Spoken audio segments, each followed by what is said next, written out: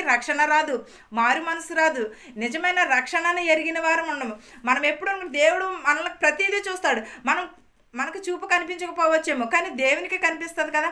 ఒకవేళ మనం నడవలేకపోవచ్చేమో, దేవుడు నడిచి వచ్చే కదా కుంటివారిని కానీ, గ్రుడ్డివారిని కానీ, మగవారిని కానీ అక్కడ బాగు చేసి ఉన్నాడు. యెరూషలేము బెతెస్దా కోనేటి యొద్ద బాగు చేసి ఉన్నాడు.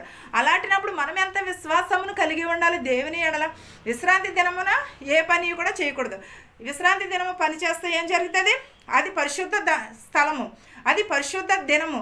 కాబట్టి విశ్రాంతి దినమున ఎవరు అనుకోవడం. కానీ యేసుక్రీస్తు వారుగా ఆ స్వస్థత పొంది ఉన్న వాడిని అడిగినప్పుడు ఆయన యేసుక్రీస్తు కాబట్టి, రక్షకుడు కాబట్టి, నిజమైన మా పాపులను రక్షించడానికి వచ్చి ఉన్నాడు కాబట్టి ఆయన చెప్పినది నెరవేరును. ఇవన్నీ కూడా విశ్రాంతి దినం ఇలా చేశాడు, విశ్రాంతి దినమున పంట చేల్లో నడిచాడు, విశ్రాంతి దినమున పనులు చేశాడు అని ఇవన్నీ కూడా ఒక నేరాపణ కింద చేసే యేసుక్రీస్తు వారిని సిలువలో బలి చేసి ఉన్నారు. అయినను కూడా అది నేరం కాదని పిలాతు ఏమని అన్నాడు? ఈయన వల్ల నాకు ఏ నేరమును కూడా కనిపించట్లేదని చేతులు కడుక్కుని ఈ పాపము నాకు అంటకోకుండా చూడమని చేతులు కడిగించుకున్నాడు.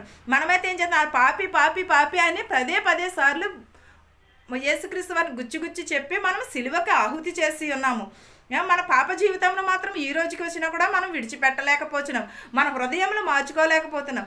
ఏదో నామకార్థ క్రైస్తవులుగా నామకార్థముగా జీవిస్తున్నామే, నామకార్థంగా ప్రార్థన చేస్తున్నాము, కానీ నిజమైన మారు మనసును కలిగి ఉంటున్నామా? మనం ఎప్పుడైనా మన హృదయాన్ని మనం పరిశీలన చేసుకుంటున్నామా?